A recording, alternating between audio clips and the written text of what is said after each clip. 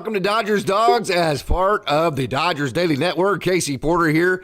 So glad that you have tuned in and you are here live on Dodgers Dawgs. So excited about our show tonight. Usually have Austin Brubaker on Wednesday nights. Gonna have him here before too long. He actually is doing some business right now and he's going to jump in probably here in about 15, 20, maybe 30 minutes. So you have me until then. Super excited about that. Hopefully have a real good crowd tonight. We have a lot to talk about. Already have a lobby with some comments going on. The obvious thing to talk about, Clayton Kershaw. The GOAT is back. Kershaw is coming back in blue. We've been telling you on Dodgers Dawgs for a long time now. Austin was actually the first one to pick up on this. That because of 40-man spots, first of all, the currency in this organization, I've said it many different times, the currency in this organization is not money. This team can, with Shohei Ohtani, they can make as much money as they possibly need. The currency is in roster spots, and been telling you that Clayton Kershaw would wait until after pitchers and catchers report, and also that there was room to sign both him and Ryan Brasier. I think it was pretty much everybody knew this was probably going to happen. The only thing that I was worried about with Brasier was that some other team might come in and offer, say, 3 years.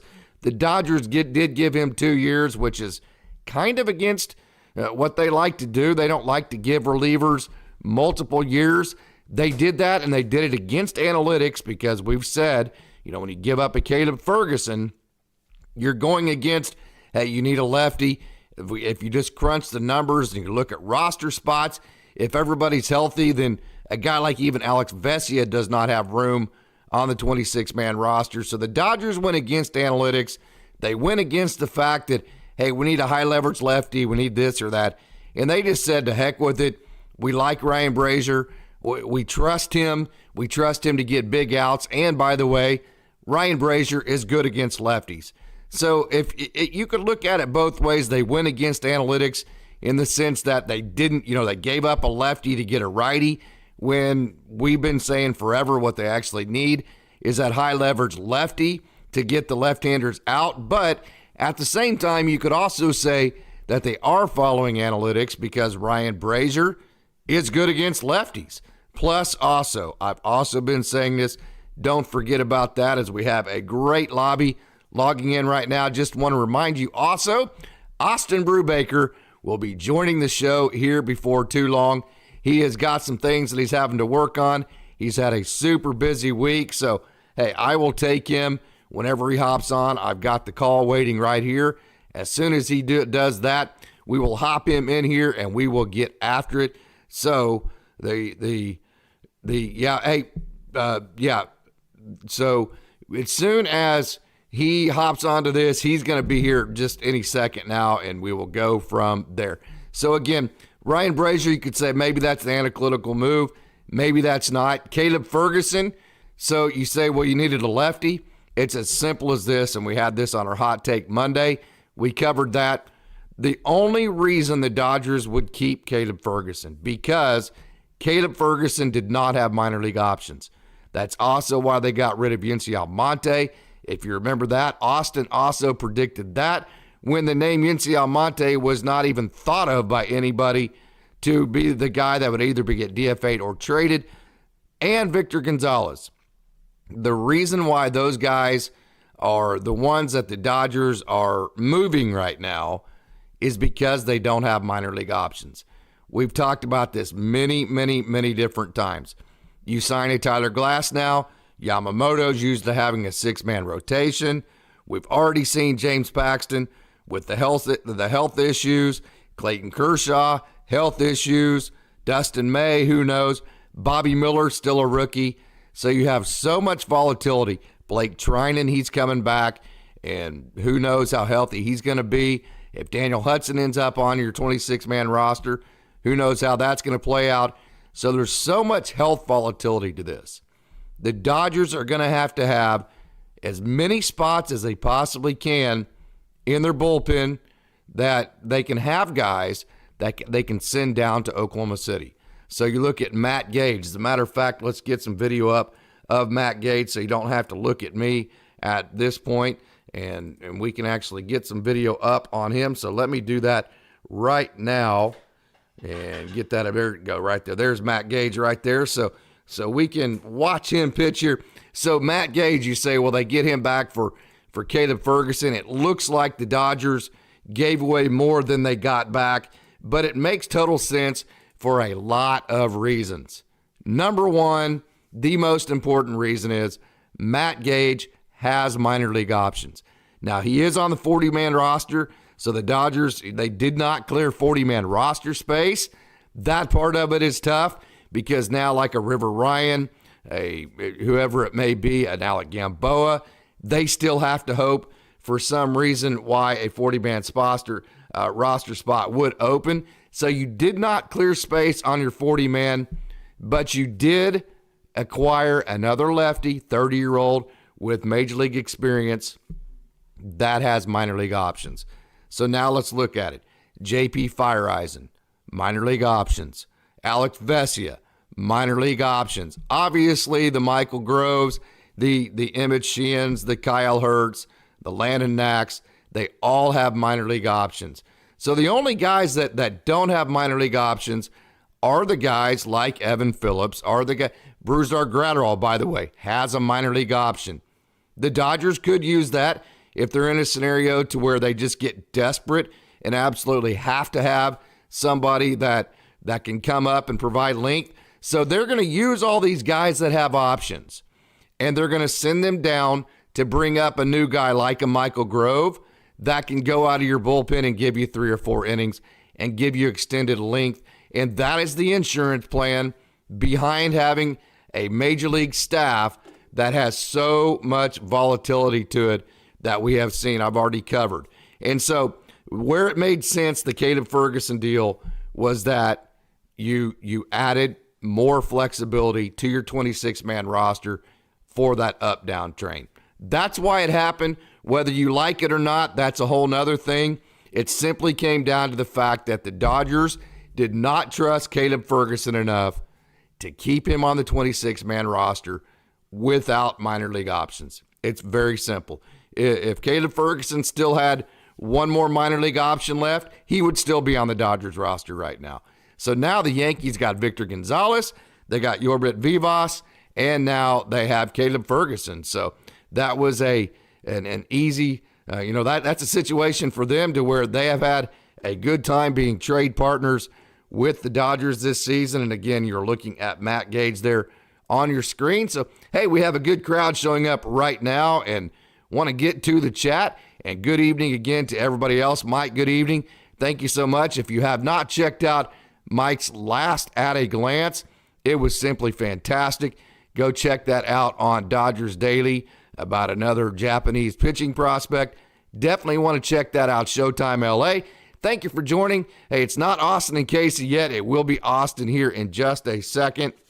It's going to be not very long from here. And there is, no, that's not him. I thought that might have been him right there on a text message.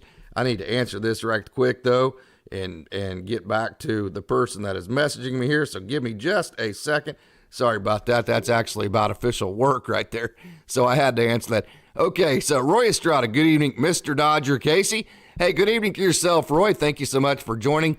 Craig, good evening to you. Hey, if you have not checked out, I released my interview with James Outman last night. I hope for all those of you that watched that last night, you enjoyed that. James is such a wonderful young man. He does, like Tom Kunis, the scout that signed him, said, he does such a wonderful, wonderful job in those interview settings. And so I hope you enjoyed that. If you have not checked that out, then go check out that interview on the Dodgers Daily. Well, you're on the YouTube page now, but go out and check that interview because James, like I said, just does a wonderful job on those. Hey, Denard, good evening. Howdy, fellows. Yeah, it's not fellows yet. It is not Austin yet. It will be Austin here before too long. Showtime LA, this is originally for Austin, but Casey, do you think the Boris 4 will be signed by March 1st? Yeah, I do. I think they will eventually, Boris is, I've said this many different times. Hey, they're overpriced. They're not going to get what they want. They're not going to get what Boris is asking. And then the advantage that those guys have, it only takes one. It only takes one team to meet the demands that you're asking. And almost every single time, matter of fact, you might be able to give me an example, but I can't think of one. It seems like every single time, in the end, his clients get the deal that they want or something very close, and it leaves all of us just shaking our heads. So, hey, also, it reminds me, answering some questions here, especially from Showtime, go check out the Dodgers Daily Discord page. Mike has that set up for me, and that is a really cool page where we can interact together and get great ideas and talk some Dodgers baseball. So, hey, if you have not checked out that Dodgers Discord page, please do that. Hey, Harley Anderson, good evening, sir. How are you doing? I'm so glad that you joined Dodgers Dawgs tonight as part of the Dodgers Daily Network. Hey, Roy says Kershaw comes back healthy and performs. We are good. No entitled roster spots. We want the best team in the playoffs, no doubt. And I actually sent out a tweet. Let me actually get to that tweet here right now, and I'll just read the names to you. This is what's going to happen when Clayton Kershaw comes back. Let me read the names.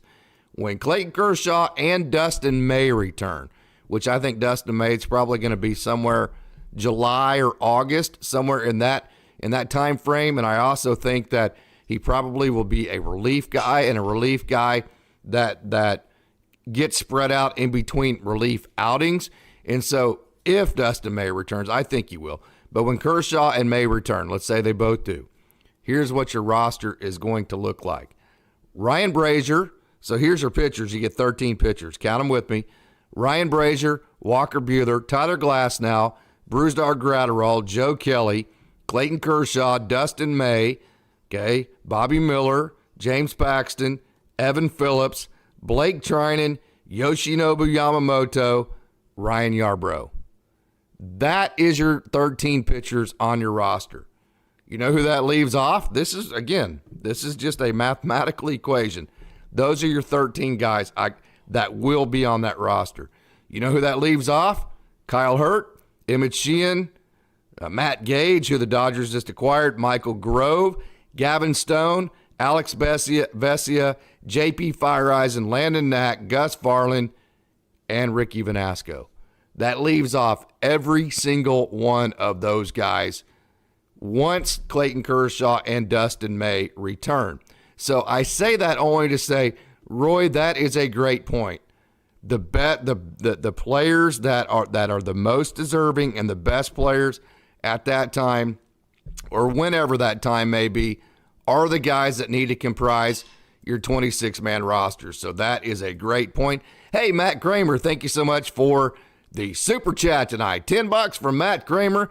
That is super fantastic. Super excited about that, and could not be more appreciative, Matt. Thank you so much for that super chat. That is awesome. Okay, hey, here is the article right here. Mike just linked in our chat. New article on MPB Takahashi. Takahashi, I can't remember the exact last name right now, but your link right there is in the chat. Mike wrote that at a glance. It's like a 1 or 2 minute read. That's the great thing about this at a glance series that Mike has started. So thankful that he's done. Mike has added so much to this Dodgers Daily community and the page and all the coverage. The at a glance articles that Mike's writing are like 1, 2, 3 minute reads. It just doesn't take long at all. And you can learn a whole lot of information all in one real quick shot. So, hey, do yourself a favor and check out that latest at a glance that Mike wrote on Dodgers Daily. Also, you see right there in the chat, Mike has linked the link to our Discord page. So definitely set that up. Matter of fact, if you go there right now, you'll already see wonderful conversation back and forth.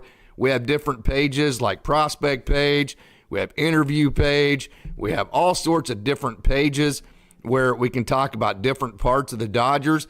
Those notifications come straight to Mike and I's phones. I assume Mike has his on. I have my notifications on. At that point, we get them, and we can respond the second that we have time to do that. So Diane Schroeder is agreeing with Roy that, hey, only the best people should be on that 26-man roster. And she's saying preach it to Roy at that point. And that's kind of what I was talking about just a second ago, because, again, let me go over these names. Okay, Ryan Brasier, Walker Buehler, Tyler Glasnow, Brusdar Graterol, Joe Kelly, Clayton Kershaw, Dustin May, Bobby Miller, James Paxton, Evan Phillips, Blake Trinan, Yoshinobu Yamamoto, and Ryan Yarbrough. That's 13 right there. Ryan Yarbrough does not have options. Okay, Yamamoto's not going to get sent down. Trinan does not have options. Evan Phillips not going to get sent down. Paxton, no options. Miller not going to get sent down. Dustin May not going to get sent down. Kershaw obviously not going to get sent down. Kelly, no options. Graterol has options, not going to get sent down. Glasnow and Buehler, no options. So that's going to be your 13 guys. And that kind of goes to the point of what Roy is saying right there about, hey, make it the best 13 guys and see what happens. Denard says James Paxton can hold that lefty starting pitcher for now. Once Clayton Kershaw comes back, Paxton can move to the bullpen. That is 100% correct. And Paxton and Kershaw, once the playoffs start, especially if you're in a 5-game series and you only need 3 starters, Paxton and Kershaw actually can both move to the bullpen, which that would be really cool because at that point, then you're talking about 2 good lefties in the bullpen. You're talking about James Paxton that has a world of velocity here, and I actually have lost my video. So let me get to the settings here. So whenever Austin actually climbs into this thing, he will have video ready to go for him of me. And let's get that up on there and let's go. Okay, well, I guess I'm not going to get that. But yes, that is exactly right. I think that's exactly how the Dodgers handled their left-handed situation, in the sense that, first of all, Ryan Brasier is good against lefties.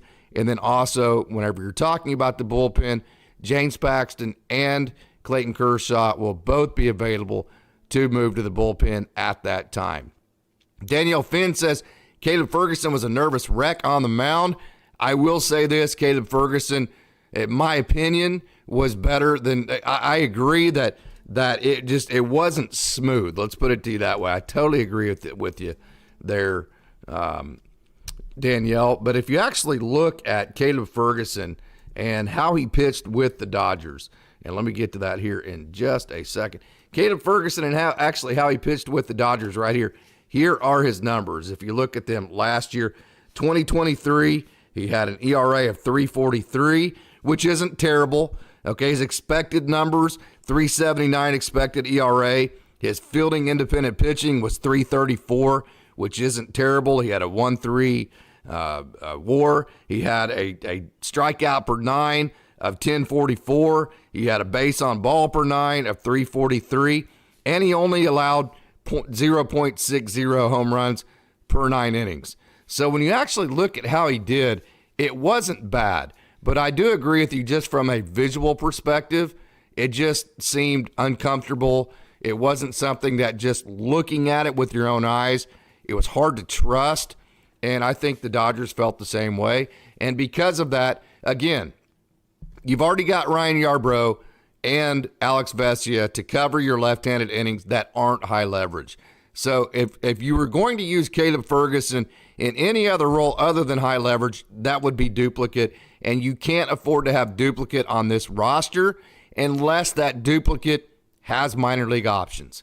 And so that's just kind of where it came down to. So I would agree with you there as far as Ferguson being a nervous wreck, Danielle. Craig says maybe add Kike, need a backup third baseman. Well, already on this roster, you have already more guys. So whenever Clayton Kershaw comes back, of course, they're going to take Tony Gonsolin and Dustin May's spot. The 40-man roster is already full. They're already having to wait to sign Ryan Brasier, Craig. So the problem is, when Clayton Kershaw comes back, unless you trade somebody at this point, somebody's already going to have to get DFA'd to make room for Clayton Kershaw when he comes back. So you're already one over on your 40-man roster. If you add Kike, now you're two over on that 40-man roster. So somebody at the back end of that who has options is going to have to get DFA'd for a guy in Kike that's going to be a duplicate of Chris Taylor, that's going to be a duplicate of Miguel Rojas, a duplicate of Manny Margot. So to do that, if you're going to bring back Kike, then you have to get rid of Chris Taylor. If you're going to bring back Kike, you have to get rid of Miguel Rojas.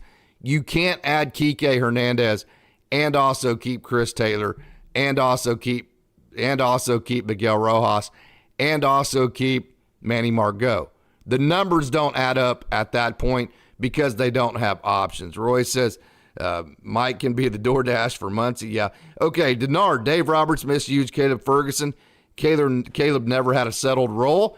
That is 100% correct. I would totally agree with you there, Denard.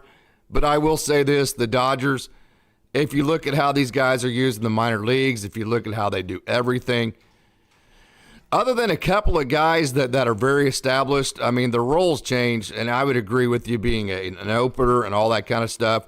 Looked odd to people who follow the major league team and don't watch the minor leagues a whole lot. But I'm telling you, man, these minor league guys, and here is Austin right here. He is coming in to the conversation as we speak, and I will get to Austin here in a second. But to answer your question here before we get to Austin, the Dodgers do that opener role all the time, and that's something that they like to match games up with. And so if Caleb Ferguson can't handle that role as far as being an opener, then at that point they need to put somebody on the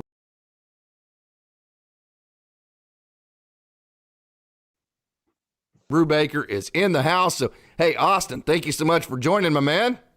Thanks for having me on. I know it was a little bit late tonight. Today's been a little bit crazy on my end, but I can't ask for a better conclusion to the day to then be here, Dodgers Daily, to be a part of the great Dodgers Daily community that we're having here. I've got my brand new 2024 Great Lakes Loons sweatshirt just came in the mail today, so I'm ready to go. Yeah, awesome, man. And we talked about the Ferguson deal on Monday's Hot Take, but also re-signing Clayton Kershaw. We have said forever that was going to happen after pitchers and catchers report. Ryan Brasier, I mentioned, kind of went against the analytics because you kind of felt like if you're going to not have Caleb Ferguson anymore, you needed a lefty for high leverage. So they kind of went against analytics there. I mentioned that earlier in the show in the sense that they just went and got the best pitcher and not necessarily the pitcher from an analytical perspective they might have needed. But having said that, Ryan Brasier and other guys in the bullpen are good against lefties. And also, we've said this for a while, I think this slam dunks that in the playoffs, if James Paxton is a good pitcher for the Dodgers, I think both he and Clayton Kershaw move to the pen. Yeah, I think those are really good points. A lot has happened over the past couple of days in the world of the Dodgers. You mentioned they made the trade. Caleb Ferguson is now a Yankee. We have signed Ryan Brasier, which happened, I think, while we were recording the Hot Take on Monday. And then Clayton Kershaw is signed. And I think you made a really good point there as far as the Dodgers trying to get left-handed hitters out. I think one of the appealing things about Ryan Brasier is his splits, specifically when he joined the Dodgers, because that's the type of pitcher that the Dodgers are going to be getting. When he went against left-handed hitters, he actually performed really well, perhaps even better than he did against right-handed hitters. Some of the notes that I have, he had a 243 FIP and a 3.13 expected FIP against left-handed hitters, struck out 30% of batters, only walked 5%. Ryan Brasier was really good against left-handed hitters when he was with the Dodgers this past season. I think that makes a lot of sense to bring him back. You can use him in that matchup. So you're I wouldn't necessarily say specifically looking for righty versus lefty. You're looking for those splits. Who is better against which type of matchup? Typically, it's left-handers versus left-handed hitters that are better. But for Ryan Brasier, he seems to be, at least this past half the season with the Dodgers, a little bit better in that reverse splits, and that makes sense. And then, of course, Clayton Kershaw. We've talked a lot about Clayton Kershaw re-signing with the Dodgers and that potential being after spring training had starts, or at least after pitchers and catchers report, when roster spots can open up. Clayton Kershaw is a Dodger, and he will continue to be a Dodger. He was really effective this past season during the regular season. Did not end how we wanted it to, but it just feels right to have Clayton Kershaw continue to be a Dodger. No doubt. And it would be interesting to see what his role is going to be. Of course, he's not going to be back until goodness knows wins, and shoulder surgeries are difficult to come back from. I think this is a very clear statement that Clayton Kershaw wanted to come back and win a world title with the Dodgers. The Dodgers obviously want him. I think Clayton Kershaw will accept with open arms whatever role the club feels like he needs to fulfill for this club to help win a World Series. I think Clayton Kershaw is going to look at this like, hey, guys, I get it. You went and got all these great pitchers. I've been injured. This isn't a club with Shohei Ohtani that we need to mess around with. You tell me how you need me, that's what I'll do. I really think that's how Clayton Kershaw is going to approach this. Yeah, and I think best case scenario with the Dodgers, all of their starting pitchers are healthy. And then it comes to a difficult conversation of who's in the playoff rotation. And then you're having all these difficult discussions in which I think Clayton Kershaw, you're right. He wants to win another World Series title. He wants to have that parade. And I think he's going to try to fill whatever role the Dodgers present with him. It's up to the Dodgers to create the best matchups that they can to win in the playoffs, to help win a World Series. But that's the best case scenario. Realistically, they're going to be dealing with injuries throughout the season, and you hope that Clayton Kershaw is able to help fill that void that could be created through the course of 162 games. He can help fill in with whatever they need. The more starting pitching, the good, solid, reliable starting pitching you could have to avoid what happened last year, the better. Clayton Kershaw has been a Hall of Fame pitcher, and I don't see any reason why he can't continue that track if they put him in the best positions to be successful, which the Dodgers have worked with Clayton Kershaw throughout his career. I think they're going to do that. Hey, man, you showed up, Austin. We immediately got a $5 super chat from Denard that says, welcome, Austin. How about that, huh? You're not only are you saving me because you're just totally awesome on this show, and I've been teaching all day, so I've been using my voice since 8 o'clock this morning and coaching and all that. Not only that, you showed up and you made us $5. How about that, Austin? Well, look at that. I'm super grateful for that, Denard. Yeah. I know Casey and I are incredibly grateful for the super chats, for even just the comments, just the interaction that we're able to build here. Yeah, it really does mean a lot. Hey, Matt Kramer, good evening. Me like me some Kershaw. Contrary to popular belief, he has a career 114 whip in the postseason, and that's with last year's 18 whip game. The Adams home run and the Houston cheat game are outliers. So Matt's making the case that, hey, there's kind of this perception, and Dodgers fans are very, what have you done for me lately? Very little patience, and I think that's because there hasn't, only the 2020 championship since '88. I think if the Dodgers can win a couple of championships, it'll be a little less, hey, what have you done for me lately? Or there will be a little bit more patience towards stuff. But Matt Kramer actually is making the argument that Clayton Kershaw has been a lot better in playoffs than what the Dodgers fans are actually giving him credit for. Yeah, I mean, you look at a lot of his playoff stats, his FIP is technically lower than his ERA, which seems to indicate that maybe he's been gotten a little bit unlucky in these playoff starts. He has pitched a lot. There have been some good outings. There have been some outings like last year that haven't gone well.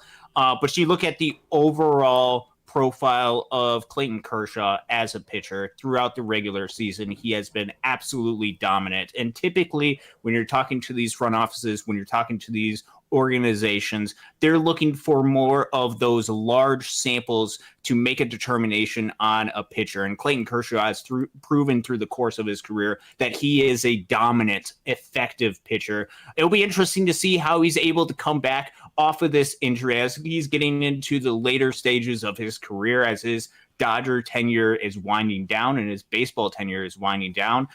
We know we want him to get to all of these different achievements that he's trying to get to. Clayton Kershaw, I still believe in his work ethic.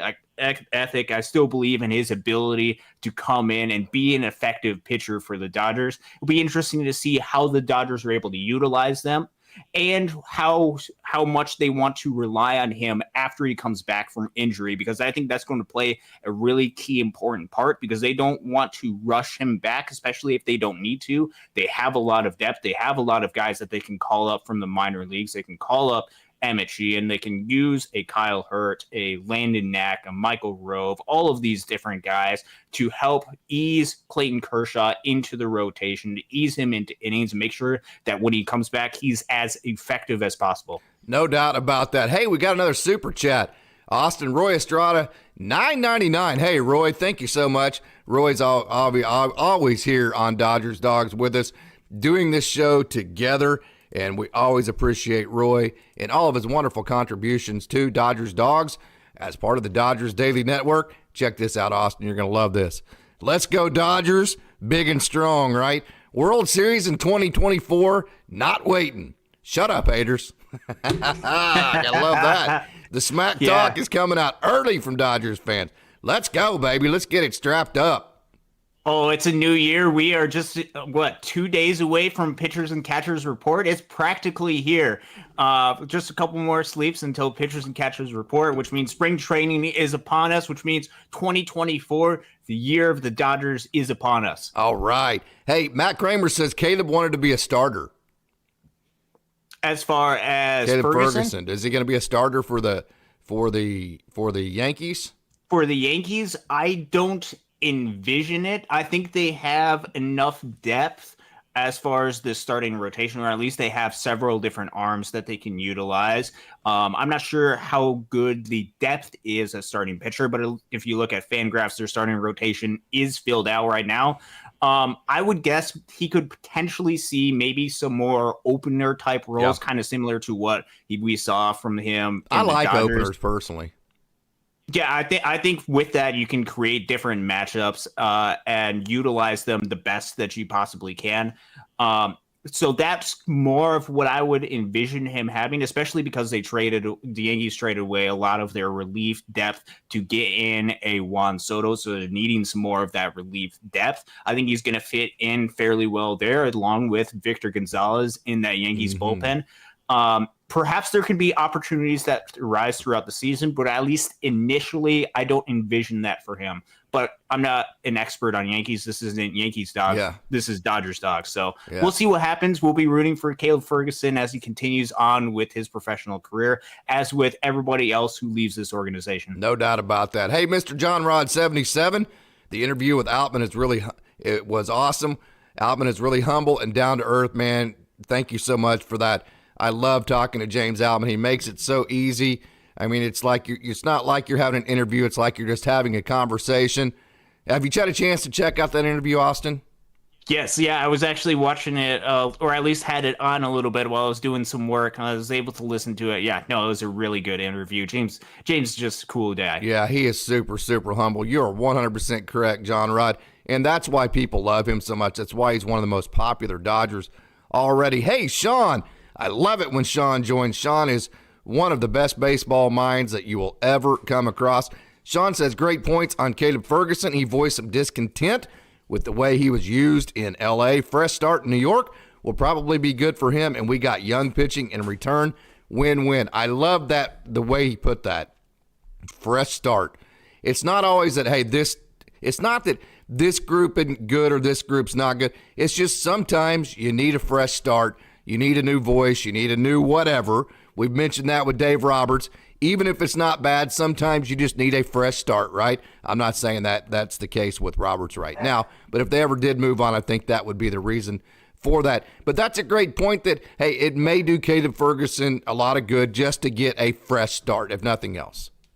Yeah, I think that's absolutely right. And I think he's going to get a lot of opportunities for the Yankees. He's still going to be in a position to where he's going to be competitive as far as the regular season concerns and probably the postseason as well. Caleb Ferguson has been a pretty good relief pitcher for the Dodgers. He's had his moments of excellence throughout his tenure with the Dodgers. But now is a time for him to kind of take a step back to be able to get a fresh start. And especially going into his last year before free agency, really have a chance to prove himself, to pitch in more high leverage innings for the Yankees, where they'll probably be needing him to do so over there. And for the Dodgers, they have a lot of guys who can fill in that innings. And the biggest thing why they decided to move on from him is his lack of minor league options. And with a lot of guys on this roster not being able to move them up and down as needed, that created a little bit of inflexibility for the Dodgers, which is something that they are wanting. They're something that they're needing with the course of this roster, just with the different types of injuries that could occur through the season and the different volatility that they have. And I think it's just a good fit for both the Dodgers and for Caleb Ferguson. He gets put into a Yankees team where he's going to be the high leverage lefty reliever. You look at Fangraphs right now, both him and Victor Gonzalez are the two lefties out of the bullpen for New York. So they're going to get plenty of opportunities to prove themselves. And Caleb Ferguson is going to get a chance to show the Dodgers, hey, you guys should have kept me. And I think that is good, healthy competition. But in the meanwhile, I think it was the smart and correct decision from the Dodgers. We'll see what the Dodgers are going to do. We saw them make a move for Ryan Brasier. Is that going to be it? I'm not entirely sure. I wouldn't put it past, especially it has to during be trade at this point. It can't be free agent.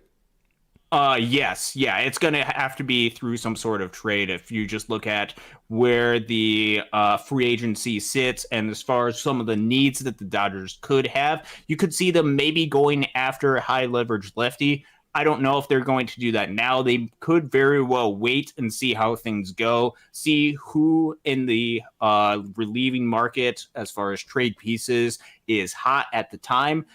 There are a lot of different options that the Dodgers have. It gives Caleb Ferguson a fresh start where he can prove himself, and it also presents the Dodgers with opportunities to pitch a Ryan Brasier on I think it was a pretty solid deal that they were able to get to him. I know it was 2 years, but with the, I think it's limited enough financial wise, 2 years, $9 million with some potential incentives that he can earn. I think it's really good for Ferguson, and I think it's really good for the Dodgers as well. They got a couple of pitchers back, one younger guy, and Matt Gage, who does have a minor league option. I think that's going to be key, and I think the Dodgers are going to utilize him in creative ways as needed throughout this season. And who knows, maybe they can unlock something in Matt Gage like they've done with so many relief pitchers in the past.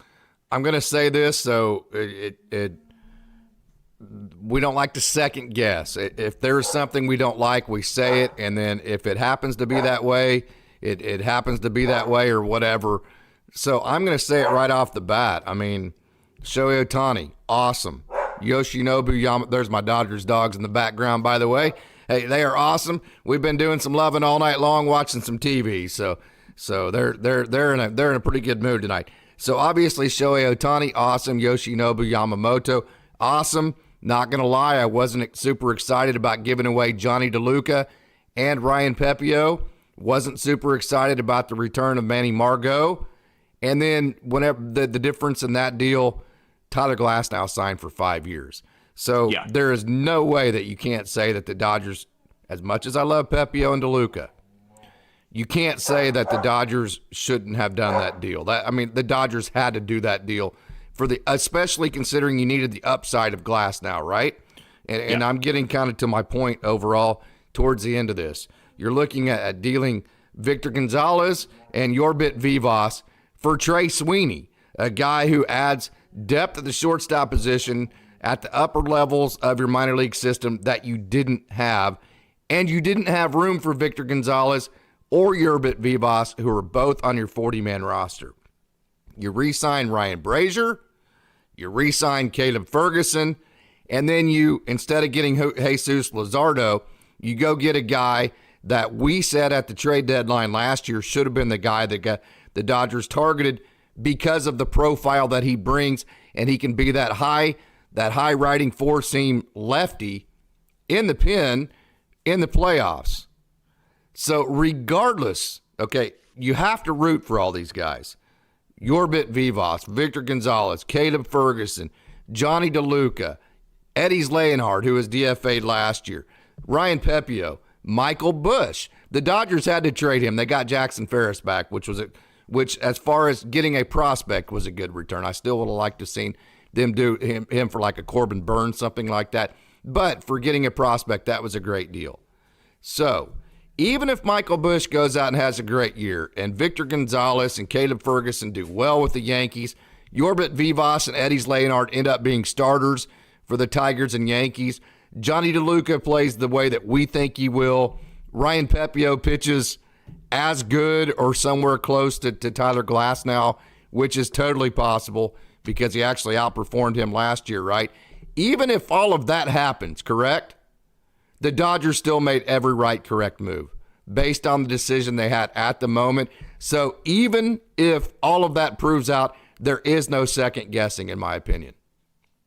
Yeah, I think that is absolutely right. If you look at all of these decisions, you have to take all of these decisions in the context of when they made these decisions. The Dodgers made the right moves. They did a lot of great things to help fortify this roster, to help even induce some new talent into this farm system. And you look at all of the guys that they moved off from, they didn't have a plan for a lot of these guys to get effective time at the big league level. So I don't think it is fair to those guys to just hoard them down in the minor leagues or to say we need the Dodgers to win every single trade, meaning that the Dodgers get all the value and the other team doesn't get any sort of value, and keep these guys down in the minor leagues and waste a lot of their careers.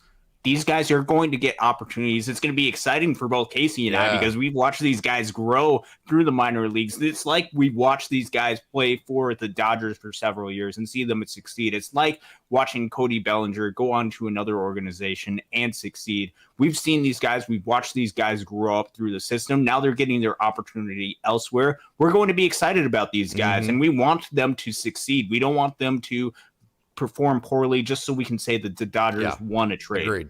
That being said, the Dodgers got really good pieces in return for these guys that are going to help in 2024 and beyond as they make a push for a World Series title this upcoming season. They have to maximize the primes of Mookie Betts, Shohei Ohtani, and Freddie Freeman. I think all of the moves that they've made in this offseason go towards achieving that goal. 100%. And you take a step back at the 2024 offseason for the Dodgers. It's been absolutely amazing to watch everything happen, to get Shohei Ohtani, to add Yoshinobu Yamamoto, to get a Tyler Glasnow, 2 aces to this added to the staff, to get some re-signings that they've had, to get a Teoscar Hernandez, all of these different moves. You can't ask for much better as a Dodgers fan. So be grateful for everything that has happened. And the Dodgers have put themselves in the best possible position that they can to win a World Series this upcoming season. That doesn't mean that it's a guarantee. Nothing is baseball and is guaranteed. The Diamondbacks and the Texas Rangers were in the World Series this past season. I don't think anybody saw that coming. Great point. But the Dodgers have given themselves the best possible chance that they can so far. There are additional moves that can be made through the course of this season, perhaps getting some more help as a lefty reliever. There's going to be injuries that happen that they can use to help fortify this roster. But you can't say that the Dodgers aren't all in at trying. So you can cheer for the Dodgers. You can also cheer for these guys who have moved on, who didn't have a role for the Dodgers, but be happy when they get their successful big league careers, for a Johnny DeLuca, for a Yorba Vivas, Eddie Leonard, all of these different guys. So we're going to be watching, I'm sure, a lot of baseball on top of all of the guys that are coming in through the system. Right now, 2 days away from Pitchers and Catchers Report, we're talking about all this baseball we're going to watch. We're going to be drowning in a sea of baseball, and it's going to be amazing. Yeah, I'm just saying also, too, Austin and I are in a different perspective that we get to see these guys in person. We get to talk to them. We get to know them. And so we are rooting for them. And having said that, knowing what we know about these guys, as high as we are on these guys, there's just nothing that I could say that the Dodgers should have done different at all. Mm-hmm. So having said that, even if Tyler Glasnow ends up not working out, or if Yamamoto's not as good as we thought he was going to be, or if Paxton ends up hurt, or if Victor Gonzalez and Ferguson end up just going off for the Yankees and doing great, Eddie Leonard has a great year as the starting shortstop for the Tigers, and Vivas hits 10 or 11 home runs as he gets time with. Even if all that happens, the Dodgers still made all the right moves. So that's kind of where I'm at with that. We will move on as we have a great crowd going on tonight. Daryl Jackson, hi, looking forward to another great show. Daryl's another one that I love it when he joins. Always great comments. Hey, Daryl, good evening back to yourself, and I'm so glad that you decided to join. Roy Estrada, Kyle Hurt is going to perform, and make it hard to leave him off the roster. I think we would both agree with that. Absolutely. That's going to be the opportunity that Kyle has. He has to go out and show that he deserves to have this spot on the roster and go ahead and take it from me. Should be the mentality that he has. Go out and strike everybody out like he did this previous season. And then it's going to be impossible for the Dodgers to make that decision to pull you. Even if you do have minor league options, they're still going to look for what is in the best interest of the Dodgers. Kyle Hurt has all the ability to be in the best interest of the Dodgers. He can strike everybody out. We saw how effective he was this past season in the minor leagues. Kyle Hurt, I just think so highly of him as a pitcher, whether that's in the starting role or whether that is in a relief role, which I see more of an opportunity for the Dodgers in the relief role area. I think Kyle Hurt is going to go out there. I think he's going to shove, and I think he's going to force the Dodgers' hand to keep him on the roster. Yeah, I would totally agree with that. It is going to be a very, very, very loaded roster. Lots and lots of competition, and Kyle Hurt is going to be in the middle of that. Absolutely no doubt about that. Kyle Hurt, you're seeing him on the screen right now. Super, super, super talented right-handed arm. He is a guy that has strikeout rates that are just simply through the roof. So Ricky Vanasco, does he have options? I believe so. Yeah, I'll go double check to make sure that he has options. But I would envision that he does have options. Yes. I think that's a good reason why the Dodgers kept him on the roster. And just a second. Yes, he does have one more minor league option. Yeah. So Ricky Vanasco, let's get some video up on him since we have a question about him. You just saw Kyle Hurt. So yes, Ricky Vanasco, I assure you. And I was going to say that, Austin, and I know you wanted to make sure because you're the type of guy that does not like to say anything unless you know it is 100% for a fact. But yeah, no, the Dodgers were not going to re-sign anybody like Ricky Vanasco unless they have major league options, right? I mean, they've shed Victor Gonzalez, who helped them win a World Series in 2020 only because he didn't have major league options or minor league options. They just shed Caleb Ferguson, who, by the way, 2020 posted an ERA of 2.89, 2022 1.82, 2023 3.43. That's at the major league level, and had K/9 rates of 13.02, 9.61, and 10.44. They shed him because he didn't have minor league options, right? So, yeah, anybody that's any fringe whatsoever. I only say that to say, unless it's a guy like a Evan Phillips who's just or a Ryan Brasier guaranteed. If they're a fringe guy whatsoever, the Dodgers are not going to take them on at this point unless they do have minor league options, and Ricky Vanasco would fall in that crowd. So, hey, that is a great point, Roy. Again, he's going to have to bust through because let me say these names again. When Kershaw and May return, Ryan Brasier, okay, Austin, count the numbers here. Ryan Brasier, Walker Buehler, Tyler Glasnow, Brusdar Graterol, Joe Kelly, Clayton Kershaw, Dustin May, Bobby Miller, James Paxton, Evan Phillips, Blake Trinan, Yoshinobu Yamamoto, Ryan Yarbrough. That's 13. How many pitchers do you get? That is 13 pitchers. That is the max the roster can have. That is correct. So if Kershaw and May are both healthy and Trinan is healthy, unless there is an injury, Kyle Hurt, Emmett Sheehan, Gage, that the Dodgers just picked up, Gage, and then Michael Grove, Gavin Stone, Vesia, Fireeyes, Knack, Varland, Vanasco. No room whatsoever. So for Kyle Hurt or Emmett Sheehan to make the roster, if everybody is healthy, when Clayton Kershaw and Dustin May come back, whose place is he going to take the place of there? Who would you say? Well, for a lot of those guys, they don't have any minor league options, but I would envision maybe a Yarbrough if they decide to move on from Yarbrough. They would have to DFA him. You would have to DFA, and you'd have to be comfortable with moving on from him. Maybe a Blake Trinan, maybe, if he's not pitching as effectively as you don't want to. But I think the point is very clear. Yeah. There's not really a lot of room on this roster for a lot of these guys. So it's up for Emmett Sheehan, it's up for Kyle Hurt, it's up for Gavin Stone, it's up for Landon Knack, it's up for Michael Grove, Ricky Vanasco, Gus Garland, all these guys. Prove how effective your stuff is. Just go out there, trust the process, and pitch well. If you pitch well enough, the Dodgers will find some sort of room. It's going to be difficult, and there's going to be injuries, and opportunities are going to arise at various points throughout the season. Mm-hmm. Go out, do what you can. Go out and perform every single day, and then let the chips fall as they may. Yep. So, hey, Show says, Casey, in your opinion, what is the best way to use Kyle Hurt, setup man or maybe even closer? I think both. I think, again, even if you do have a defined closer, they don't throw 3 days in a row, ever, okay? Evan Phillips did it once last year, and Dodgers fans lost their minds, right? Because he didn't have success in that last third day. He's done it like twice in the last 5 years. These guys don't throw 3 days in a row. So even if you had a defined closer, every third day, somebody else is having to get the last 3 outs, right?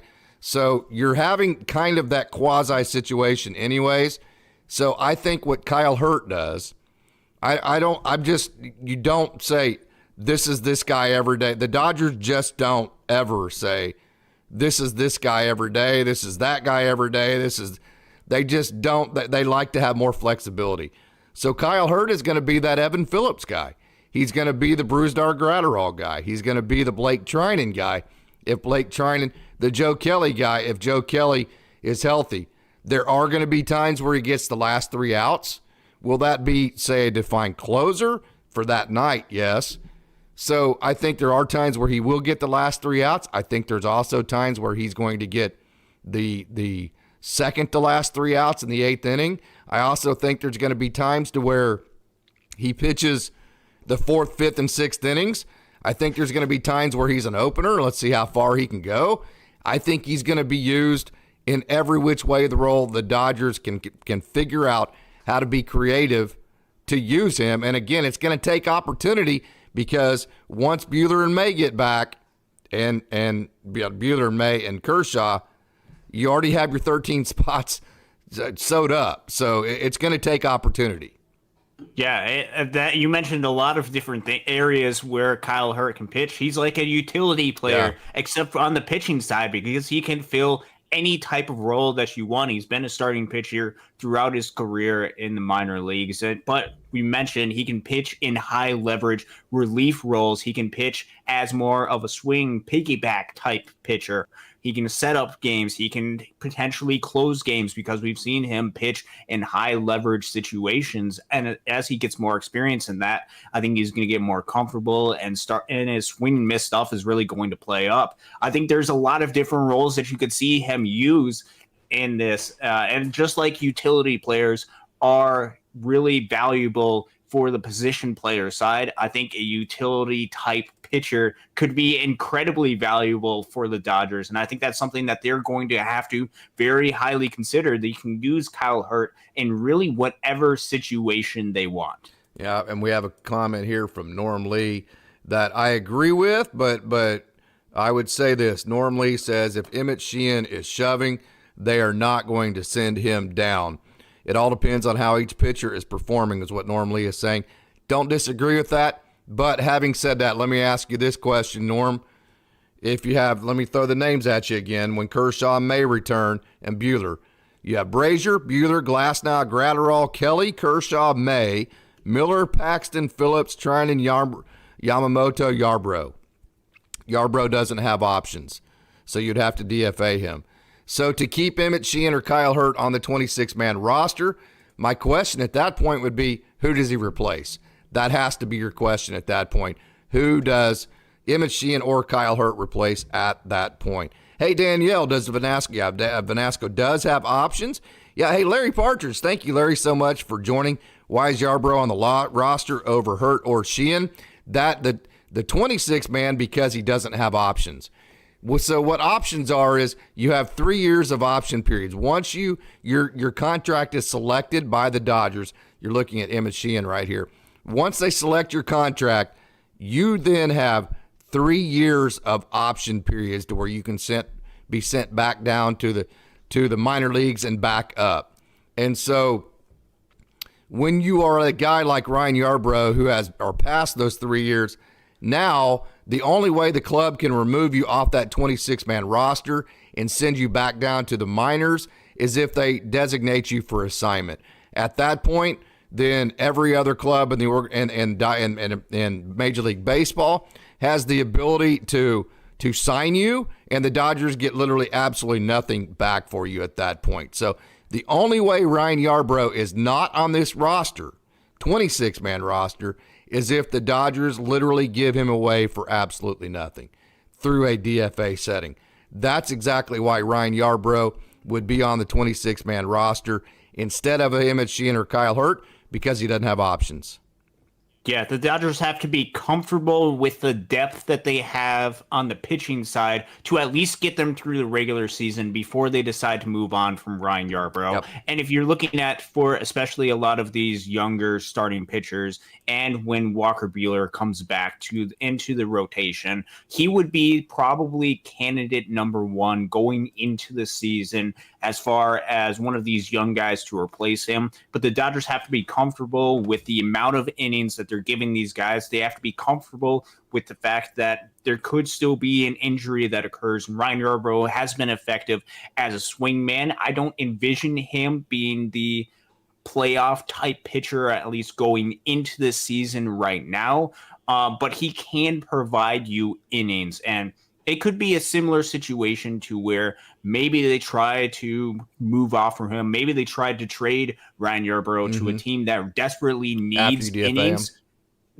They could do that, and that could be the option that they decide to do. They could look for several different options. It makes it a little bit difficult when some of your guys on the roster don't have minor league options to bring up some of the guys. The easy decision for the Dodgers in a roster construction standpoint would be to hold back some of these guys, some young pitchers in the minor leagues, because they do have that options and that roster flexibility. But it is totally possible for Emmett Sheehan, especially during this first month, where he could very well have an opportunity to continue to prove himself at the big league level. If he just continues to perform and you feel comfortable with the depth that you have on the pitching side, then that enters into a situation where you might feel comfortable moving on from Ryan Yarbrough. But right now, he has a role on this roster. He's able to provide some innings, at least early in the season. There's a good chance I went over the names. That doesn't even include Alex Vesia. Alex Vesia has options. Yeah. There's a good chance he doesn't start on the 26-man roster. So do you start this entire season with absolutely zero left-handers in your bullpen? That's what you would do if you didn't have Ryan Yarbrough on the, if you DFA'd him. And so I think once Clayton Kershaw comes back, I think at that point, that gives the Dodgers the flexibility to do whatever they want with Ryan Yarbrough. So if they feel like at that point, Kyle Hurt or Emmett Sheehan, or even a Landon Knack or Michael Grove or Alex Vesia or somebody like that is a better option than Ryan Yarbrough on the 26-man roster, I think at when Clayton Kershaw gets back and gives you that option to have the lefty in the bullpen, the veteran lefty in the bullpen, I think at that point, that's when you have the flexibility to do something like that. Yeah, and I think the Dodgers obviously are aware of their roster as currently constructed. They have plans of what they want to do to get effective, really dominant left-handed hitters out for the postseason. They might want to see where the roster is at right now, but this is an area that throughout the course of the season, they will address. They will have a plan in place going into the postseason to get those types of hitters out, whether that be against just dominant right-handed pitchers that throw 100 miles per hour every single time, or whether that be go out and find or hope that you're able to develop a really good left-handed pitcher. They will have a plan in place, whether that's to the start of the regular season or not. They will be ready for the postseason, and a lot of this is going to be figuring out who's ready, who's going to be healthy. Ryan Yarbrough helps with keeping this pitching rotation, this pitching staff healthy, because he's able to provide length throughout the bullpen. He's able to pitch in more of a quasi six-man rotation, be that opener type role. So I think he's good and effective to at least get the first part of the season underway. Then you can reassess to see where things stand on this roster. No doubt. You're looking at Landon Knack here. I'll have him up because we have a question about him here in just Hey, Minute Kenneth All says, sad to hear about the Nick Frasso injury. I was hoping to see him in the major leagues this year. I think he's going to be back this year. The labrum tear was minor.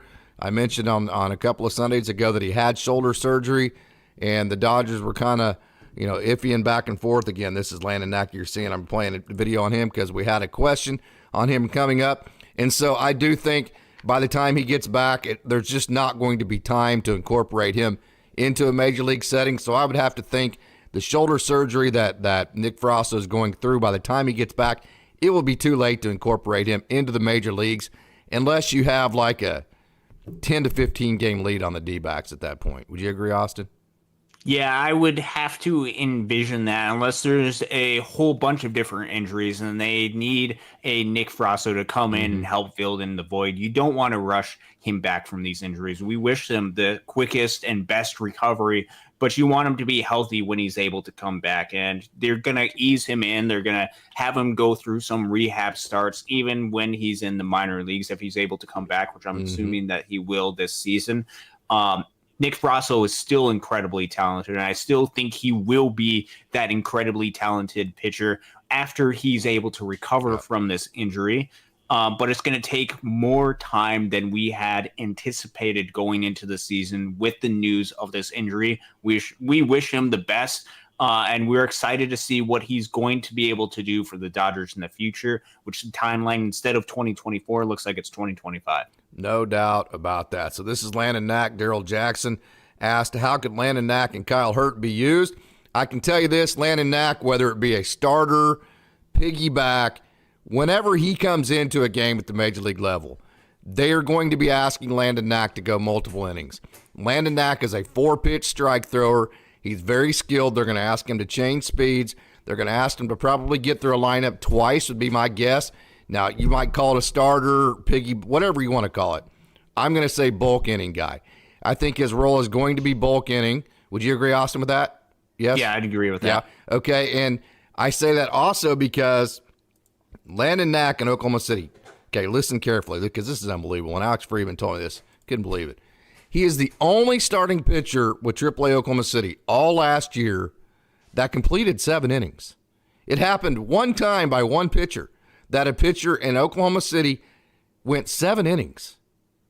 I don't know if that's sad or what, Austin, but Landon Knack's the only guy to do it. So he is a guy that can get through the lineup multiple times. He's not a guy that's going to blow you away from a velocity perspective. Dodgers fans aren't going to go, oh, my God, look at that, But the next thing you know, he's missed barrels. He's gotten through 3 or 4 innings.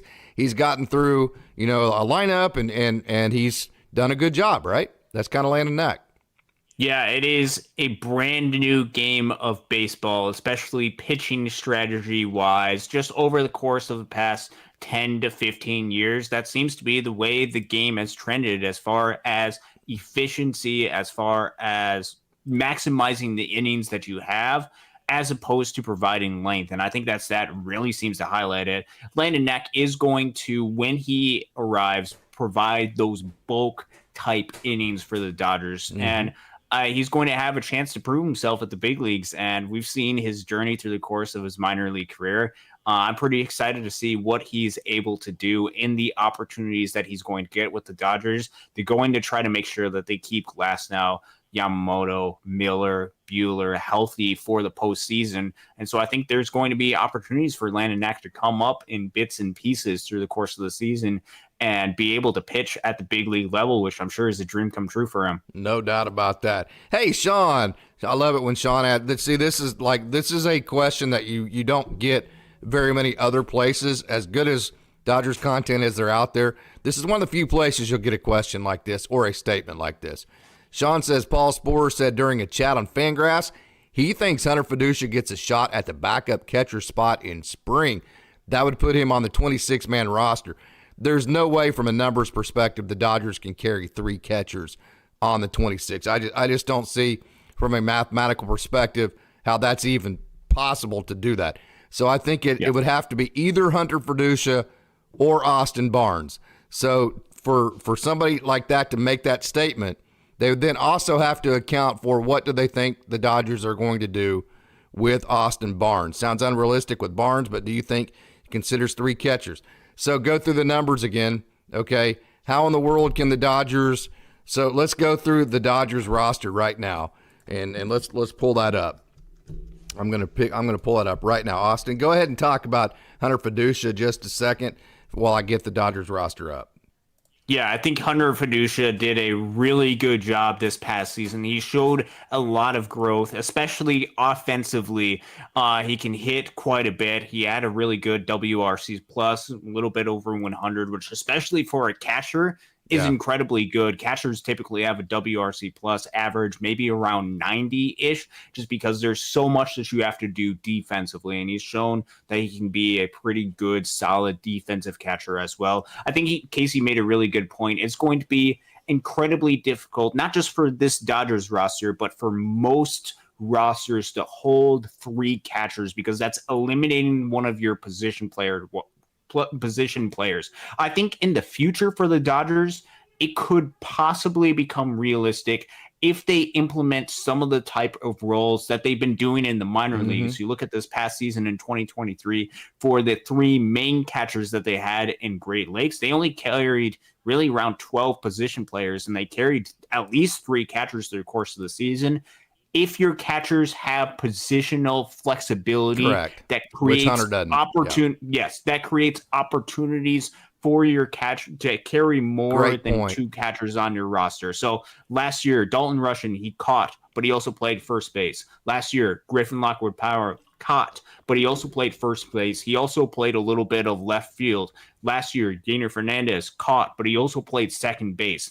That is the avenue in which you can have 3 different catchers on your roster. If you have 3 exclusively catchers, and especially with first base and designated hitter closed, Freddie Freeman, Shohei Ohtani, they're going to be playing close to 162 games at those positions. It's a really difficult spot that the Dodgers are in to carry 3 different catchers, because you can only play one of those guys every single time. If they don't have roster flexibility, that means you're not giving a lot of opportunities for these guys. So Hunter Fiducia, I think he might have an opportunity to compete for a spot, especially if Austin Barnes is still struggling in spring training. I expect and would anticipate Austin Barnes, because he's under contract, to have every opportunity to keep that role. But I think they're going to keep in the back of their mind Hunter Fiducia. Okay, maybe we want to keep a close eye on him, because maybe we might want to add him to this roster. If you do that, you're going to need at least one other guy who is ready to go in Oklahoma City to be called up to the big league level. I don't believe Diego Cartaya is ready, but you need some of the depth at catcher to be able to call up. If you go ahead and release an Austin Barnes, you need to have at least three guys who are ready to go at the big league level to play catcher, but you can only keep 2 of those guys on the big league roster. So I think that's one of the reasons why they added Hunter Fiducia to this 40-man roster. They added some depth. They have some depth that is ready to go at the big league level if needed, and potentially to get some competition for Austin Barnes. But they can't keep 3 catchers on the roster right now because they don't have the designated hitter. They don't have first base open, and their catchers right now don't have positional flexibility. Yep. I think that can change with some of the trends that they're making in the minor leagues. But as of the 2024 Dodgers, I don't envision that happening. Okay, so here are your position players. You get 13. Shohei Ohtani, there's 1. Barnes, 2. Will Smith, 3. Freeman, 4. Lux, 5. Muncy, 6. Rojas, 7. Taylor, 8. Betts, 9. T.O., 10. Hayward, 11. Margot, 12. Outman, 13. So who does Hunter Fiducia replace? You can't add Hunter Fiducia to that. So either Hunter Fiducia replaces somebody, not Will Smith or Austin Barnes. So let me go through those names again. Shohei Ohtani, does it replace Shohei Ohtani? Say yes or no. No, absolutely not. Freddie Freeman. No. Gavin Lux. No. Max Muncy. No. Miguel Rojas. I wouldn't envision that. Chris Taylor. No. Mookie Betts. No. Teoscar Hernandez. No. Jason Hayward. No. Manny Margot. He can't play outfield. outfield. He would not. No, he cannot play outfield. No. James Outman. No. So the only person he can replace on this roster would be Austin Barnes. just mathematically, it's just not feasible to have 3 catchers.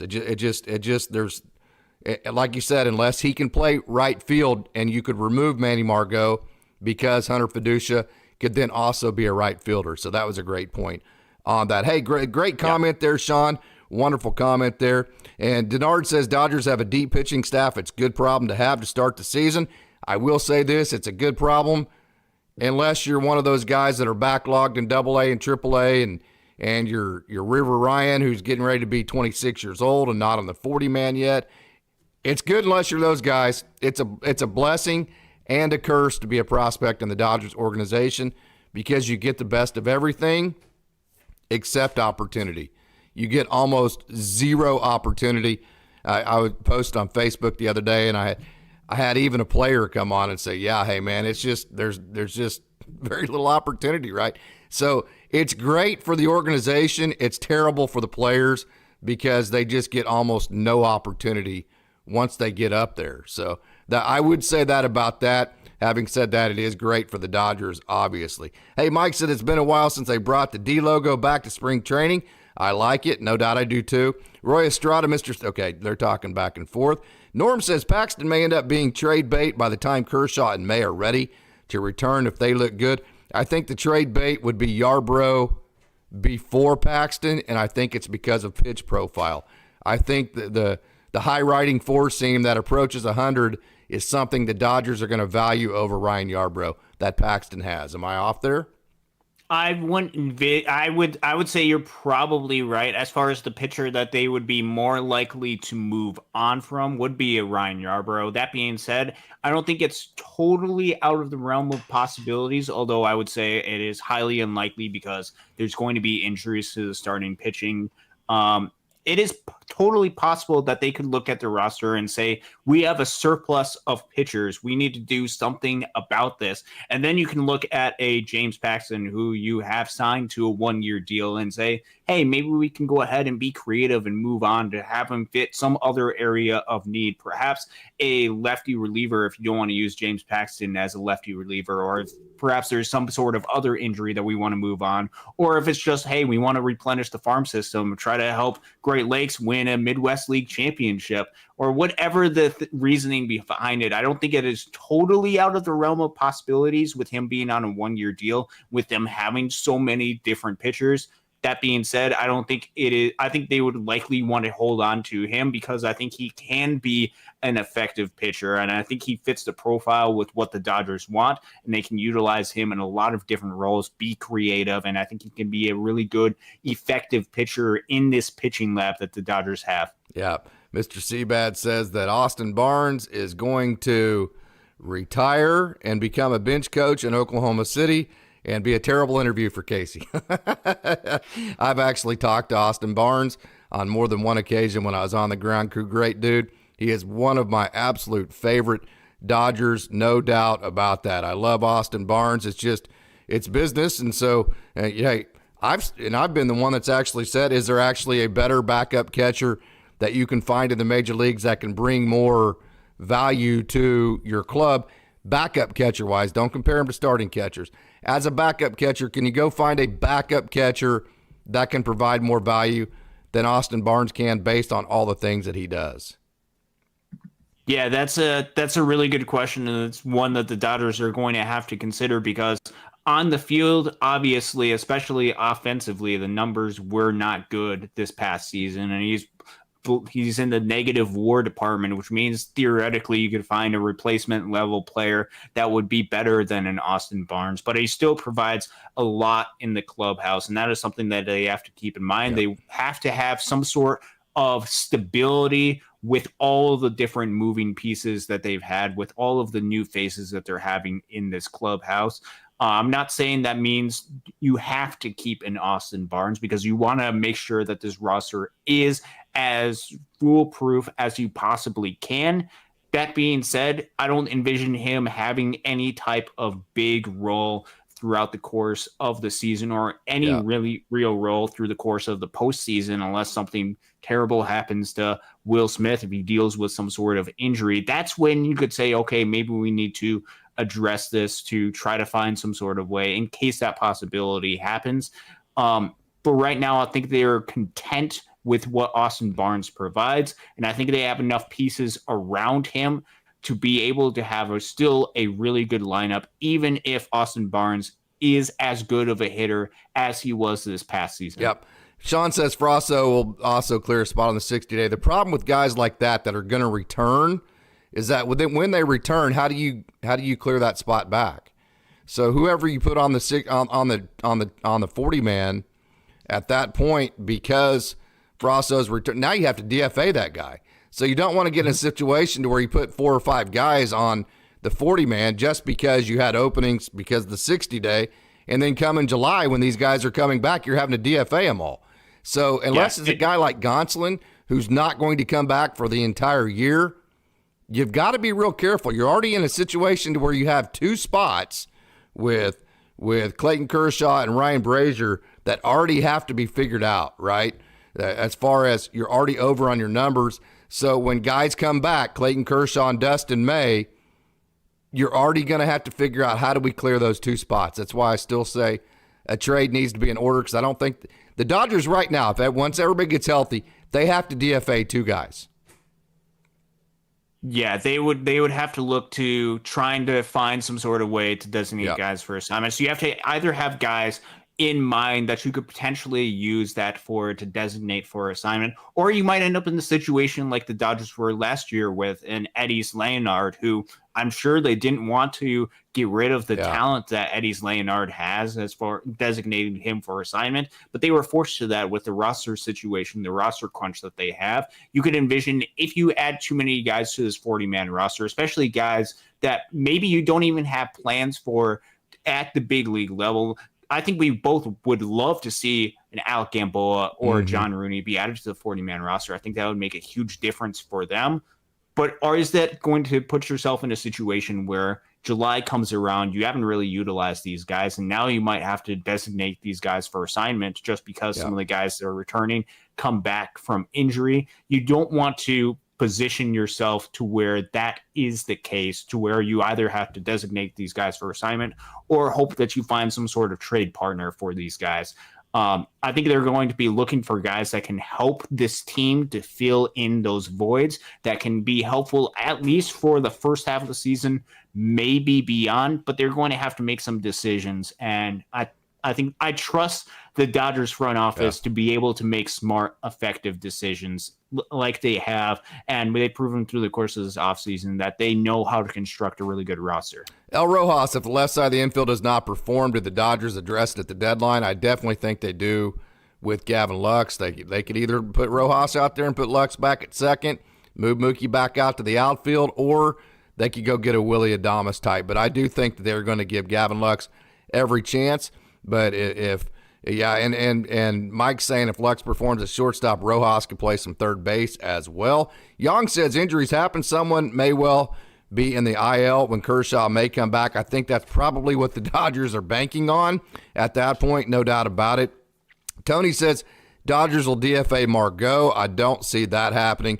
Mr. Seabat Otani will hit 67 home runs and flirt with 400 average and end up at 397. Then win the MVP. And yes, I drink, says Mr. Seabat. That's hilarious. Barnes back in the business, says Young. Diane Schroeder, yeah. Okay, Norm says Kershaw only goes to the pen if he's a shadow of himself. Otherwise, there's no way Robertson Friedman push him to the pen. No way. I agree with what you're saying, Norm. But in a playoff scenario, and you only need 3 starters, that means that you're not going to be using Kershaw at all, because you are going to throw Yoshinobu Yamamoto.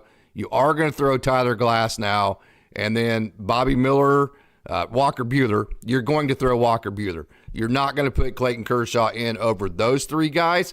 So at that point, if you don't move him to the pen, you're choosing not to use him at all.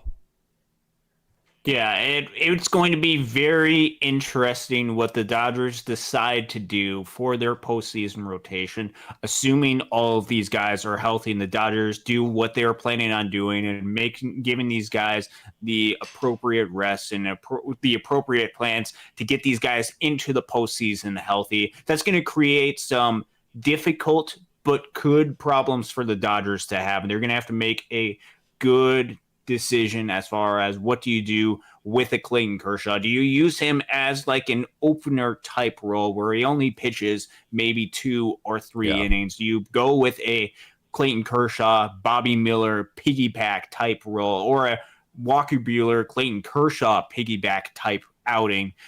There are a lot of different creative ways the Dodgers can go about it, and I'm sure they have plans as far as scenarios of if guys are healthy, if some guys deal with injuries. I think it's good that you have a lot of depth for the starting pitchers. That is clearly an issue where the Dodgers needed to address it, and they have addressed it to the best of their abilities. Yeah, and Norma's saying, why not wait until we see how Kershaw recovers before discarding him to the bullpen? It's not discarding. It's actually trying to figure out how to use him.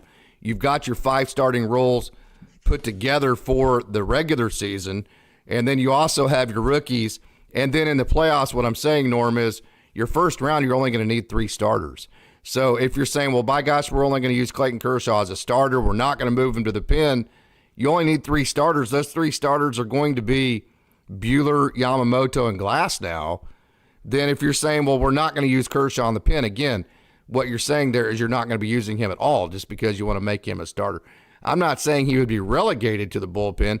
I'm saying from a numbers perspective, that's how you actually could get the most use out of him because you wouldn't be using him at all as a starter in the playoffs. Danielle says Kersh getting to 3,000 Ks in a Dodger uniform will be epic. Matt says we should sign left-handed pitcher Jamie Moyer, that changeup, as a rec project.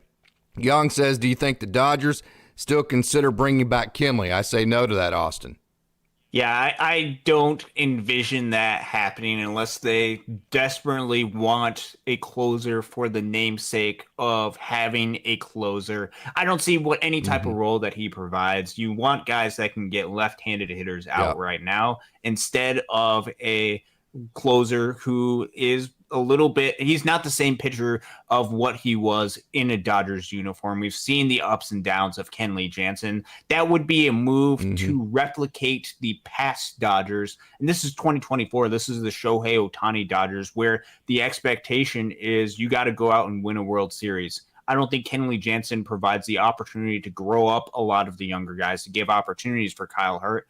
And most importantly, I don't think he positions you in the best position to win a World Series in 2024. That would be more of a, hey, Boston wants to get rid of some salary. Let's go ahead and get Kenley Jansen. We know his face. We want to get some type of closer.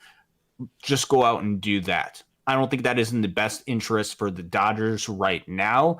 I think they would much more rather go out and get a high leverage left-handed reliever or a closer that's been a little bit more reliable in previous seasons, or at least the past couple of seasons. Kenley Jansen was a great Dodger. There's no doubt about it. And he put up a lot of really good numbers. I don't think he is the best fit for the Dodgers of 2024, so I didn't envision that happening. From a 26-man roster spot, it has to be a guy that you're willing to dump probably 2 guys for that are on your 40-man right now. So it has to be a guy you're willing to give away 2 of those guys for. Not sure Kenley is that guy. Denard, if the Dodgers have to DFA any player, who are the candidates? I think candidate number 1 would be Ryan Yarbrough, and then I think if Gavin Lux doesn't handle the shortstop position, I think Rojas could be a candidate because then you have to go get a Willy Adames, that type of deal. So I think right now Ryan Yarbrough would be option number 1. That's not going to happen, I don't think, at least until Clayton Kershaw gets back. Yeah, those are kind of the options at the top of the list. I don't envision the Dodgers, at least right now, looking to DFA anybody. I don't think there's any sort of need to, especially with adding guys to the 60-day injury list coming up, I believe tomorrow or Friday, one of these 2 days. That puts you in a position to where, at least right now, you don't have to DFA anybody. And then you can see throughout the course of the season who has options, who doesn't. I think you mentioned 2 guys that don't have any minor league options, so they would be right towards the top of the list, especially if they don't have prominent roles, or those roles can be filled in with other players. Right. And it would be a guy that's on the 26. It wouldn't necessarily be a 40 guy. Okay, Moose says, what's going on with Casey? What's going on, Casey and Austin? What's going on? Back to you, Moose. Thank you so much for joining. And Larry says, I'm still having trouble picturing Kershaw in the pen. How is there room for him? There is more room in the bullpen than there is in the starting rotation in the playoffs. And I know we have a comment. It's February and y'all are worried about starting rotation in October. Love hot stove season. I promise you, the Dodgers put together their roster, John. They do it from back to front. It's kind of like how you put a practice schedule together. You start with your entering time, then you work your way back to the front. The Dodgers are constructing this roster starting with what do we want to win a World Series with, and they are working their way backwards. So it is 100% totally relevant to talk about what the roster would look like on this team in the playoffs, because that's exactly what it's constructed for and how it's constructed with the World Series in mind. Yeah, I think you're absolutely right there. Obviously, nothing is going to be handed to the Dodgers. Right. They still have to go out in the regular season and earn their way to the postseason. They've done that through the past 10 years plus, and they've been really effective at the regular season. Right now, the goal is how do you win in the postseason? So I think that is something that is really critical. That is something of mind in the Dodgers front office. They certainly have the talent to at least get them to the postseason. They won 100 games last season with a lot of different moving pieces, with a lot of different injuries or certain circumstances of the starting rotation.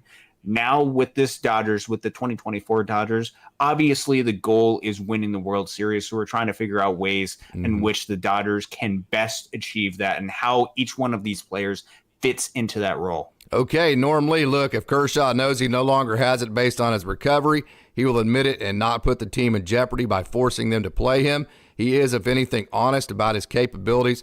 Totally 100% agree with that. That is, I could not agree with you any more than that. Nor Mr. Seabad, dear Rangers fans, go fish. Clayton Kershaw, 22, is a Dodger for life. Yeah. Hey, David Razor, thank you so much for joining, David. What type of runway will they give Outman if he slumps? All the runway he needs.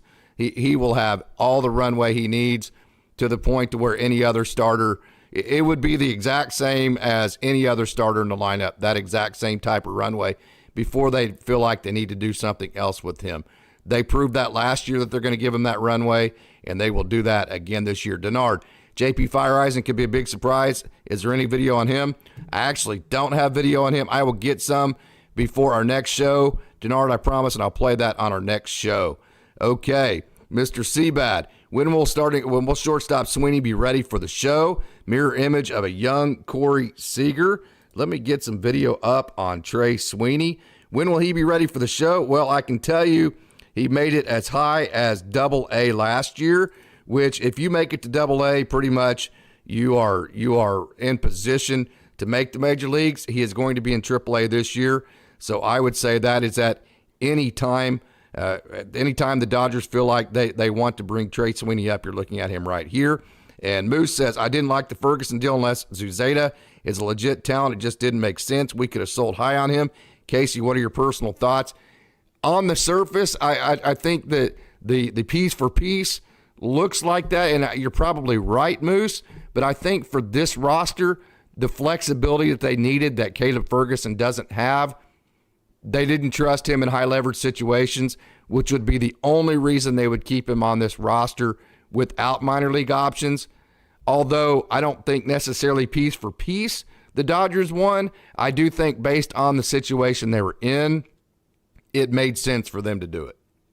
Yeah, and every other major league organization is looking at other teams' rosters and trying to figure out what sort of situation they might be in position. So it's very likely that the Dodgers didn't have a high leverage situation. They didn't have Caleb Ferguson, and they weren't in a very good position to get a lot of return out of him. He has 1 year left. He's been a good, solid left-handed pitcher out of the bullpen. The Yankees are one of the teams that need left-handed relief pitching. So it's very possible that could be as good of a deal that was out there for Caleb Ferguson, which if you're not planning to utilize Ferguson, or if you're not able to utilize Caleb Ferguson on this team, might as well see what you can get and what is out there. And they got a pitcher that has a minor league option yet left in Matt Gage, who He might not be the greatest pitcher in the world. Perhaps he will be after getting into the Dodgers lab. We've seen them turn around other players.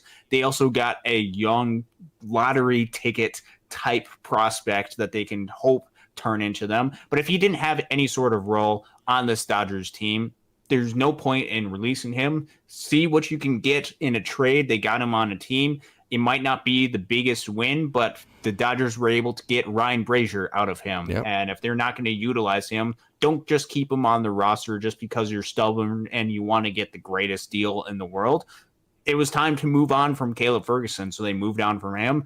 They brought back Ryan Brasier, and they got a couple pieces in return. We're going to go until we get through all these comments here. Sean says, I'm hoping the Dodgers use CT3 and Muncy in a platoon utility role. I definitely think CT3 will be in that. Muncy, I guess he could be DH, second base, first base, that type of utility. Oh, he's not going to be DH. That's Shohei Ohtani's role. Well, I mean, on Ohtani's not going to play 162, is he? It depends on how healthy he is. Right. But, if he needs a day off, then you could move Max Muncy there. That's a good point. Rourke Stevens says, question, what will be the consequences of Frasso's secret surgery? I think he'll probably be back by July, August, something like that. But I do think the consequences are it probably eliminates most all of his opportunity to make the major leagues this year. Yeah, and it's really tough blow to Nick Frasso, who's been working incredibly hard. But he'll be back. He'll be back, and he's got all the talent to make it to the big leagues and achieve a lot of his dreams. And he's got the stuff to be able to stick. No doubt. Denard, Trey Sweeney can be another DJ LeMahieu, big and lanky infielder. That's a good. Hey, LeMahieu is a good. Just looking at Sweeney again, here he is right here. I think that's a pretty good comparison. Yeah, that's not a bad comparison. Obviously, Casey and I have not had the chance to watch Trey Sweeney play in person yet, but from all the looks that we've had, from all of the upside that we can see from him, for all the projectables that he could potentially add more power, he's got a lot of these tools. He can play shortstop. There's a lot to like about him, and to see what the Dodgers are able to do to help his development in an area where there could be some need. Obviously, right now, Gavin Lux is the shortstop, and he's going to get every single opportunity to become a good, solid shortstop for the Dodgers. If things don't work out and you need to go get a Willy Adames, and then it's 2025 and you still don't trust Gavin Lux at shortstop, perhaps an opportunity arises for Trey Sweeney if he's able to capitalize in Oklahoma City, if he's able to adopt to a lot of the Dodgers and be able to just fit in really well. Maybe he gets the next opportunity. Again, I fully expect Gavin Lux to be the shortstop for at least the next couple of seasons for the Dodgers. I think he's going to do a really good, solid job, and I think it's in the Dodgers' interest to have Gavin Lux at shortstop. But if things don't work out, Willy Adames only has 1 year of control, then he's going to be a free agent. Maybe it is Trey Sweeney as the 2025 Dodgers shortstop. Yep. Would you trade, Young says, would you trade Lux, Vargas, two pitching prospects for Adames, Devin Williams? I think Adames is overrated. I think Lux is a better fit for this team. If you asked me, would I rather have Gavin Lux or Willy Adames play shortstop for this Dodgers team right now, I would choose Lux over Willy Adames for the dynamics that he can bring this offense.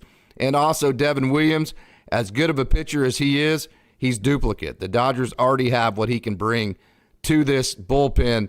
So as good as Devin Williams would be, I don't know that he actually makes you that much better because you already have guys that can do what he does. And also, I'm not sure that Willy Adames is an upgrade over Gavin Lux.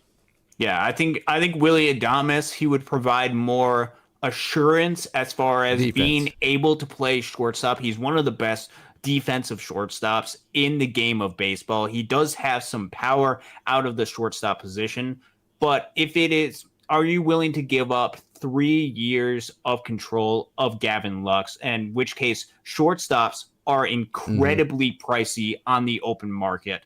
Willy Adames, if he continues, even with the success that he's had offensively, which has been decent, around league average at times, he can run into some home runs. he's going to be really pricey as a shortstop option. So do you want to continue to roll with Willy Adames, or is it in the best interest for this organization to have players like a Gavin Lux, who doesn't cost a ton, which creates more roster flexibility, who, if he's able to stick defensively, can be a top 10 to 15 shortstop in the game of baseball? I think it is in the best interest of the Dodgers right now to see if Gavin Lux is able to be that player for you, able to stick at shortstop for the Dodgers. Because if he is, that opens up so many options to capitalize on this window. If Gavin Lux is the shortstop and he's under team control for 3 years, in which they need to maximize these 3 years, then you're able to use financial resources not in shortstop, but in other areas of need to make this team as foolproof as possible. So right now, I wouldn't envision Willy Adames being the answer. Things can change, and he would be an option especially if Gavin Lux doesn't do well defensively at short, if there is some troubles. Right now is Miguel Rojas that fills in that void. He's not the greatest player offensively. Willy Adames would definitely be and Chris Taylor. Yeah. So they do have options right now for backup to make sure that Gavin Lux can stay healthy at shortstop. Willy Adames is that outside option to bring in via trade. It's going to take pieces, though, to give up for him. And do you want to utilize those resources for a couple of months of Willy Adames? Or would you rather go ahead and give Gavin Lux the opportunity in 2024 to prove himself as a shortstop? If you go out right now and trade for Willy Adames during the offseason, let's say that you keep Gavin Lux, you're going to have to find out if Gavin Lux is the shortstop of this team of the future at some point. Yeah. Might as well have that be in 2024 and then reassess things as the season goes on. Yep. Okay, Moose, what's your take on having one situational lefty? I'm not big on the left or right. Just the splits of these guys are good enough. I just think you put the best pitcher out there. I'm not worried at all about not having a situational lefty, because I want the most talented pitcher out there. And again, with the way these guys pitch, the splits are fine. Leroy Aiken, thank you so much for joining Leroy. Time will tell whether the Dodgers made the right move or not. Still upset about the Dodgers trading Yordan Alvarez for Josh Fields. Yeah, they do. I will say, though, they do normally make the right decisions. Craig says Lux will have plenty of room to make mistakes. I hope you're 100% correct there, Craig, because I think he's going to have that runway to be the type of shortstop he can become. Showtime, excited to see what the young guys can do at spring training. Hopefully they can fast-track some future stars like Bobby Miller and James Outman, no doubt about it. Young, if Dodgers pitching prospects are doing well in the first half, will Dodgers try to make them trade bait or keep them for good? Dodgers may have surplus for pitching then. If they do good, they will not be trade bait. They will trade their veterans and keep those guys. Once these guys prove, I think that they can't handle the major league adjustments. Okay, John says Casey asks the question. I'm not exactly sure which one that one would have been. The one. Huh? I said the question. What's that? I don't know. Yeah. I don't know. Go ahead and move on. Okay. Mike says there are 3 openings from pitchers being on the IL, Sheehan and Grove. I feel will be on the roster until some of them come back. The comp will be for that the competition will be for that third spot. Denard says Kyle Hurt can be another Chris Taylor, but pitching version he can fit. So can Michael Grove too. He can fit and perform any role. I agree with that, Denard. Yarbrough is an innings eater, says Hep. Hey, good evening, Hep. Yes, Yarbrough is an innings eater, no doubt about that. And the Dodgers may need that with the volatility of health with who the guys they've signed. Larry Parker says, yes, I'm willing to move on if the kids perform. Yes, good evening, Hep. No doubt about that. Thank you so much for joining, Hep C. Gregory says, good evening, everyone. Good evening back to yourself. Hep C says, you guys okay with Freeman at 2 spot and Ohtani at the 3? Yeah, I love it. I absolutely love it. And then probably Will Smith at the 4 and then Max Muncy at the 5. You good with that, Austin? That sounds like a pretty good lineup to me. Yeah, Mr. Seabad says Ohtani should be leading off, then Mookie with Freddie batting third. I think the Dodgers are going to do all sorts of different things based on who's pitching and matchups like that. So I don't think the lineup's going to be the exact same every night. And Gregory says, I want to see Will Smith hit out of the 3rd spot. Yeah, I think you could probably see that. Mike says, I'm good with the 1 through 3 lineup. I'm curious how the bottom lineup's going to look. Hep C, I think Ohtani should be at the 2 spot. Yeah, so lots of different talk on how the lineup should face up. Hey, Hep C says Tanner Scott should be available, but Miami is acting weird, no doubt. John Rod says 3-way trade. Yeah, and Mike Taylor, hey, good evening, Mike. Miami isn't going to give away a stud like Tanner Scott. The only thing I would push back on that is he is in his last year, so they're going to lose him after this year anyways.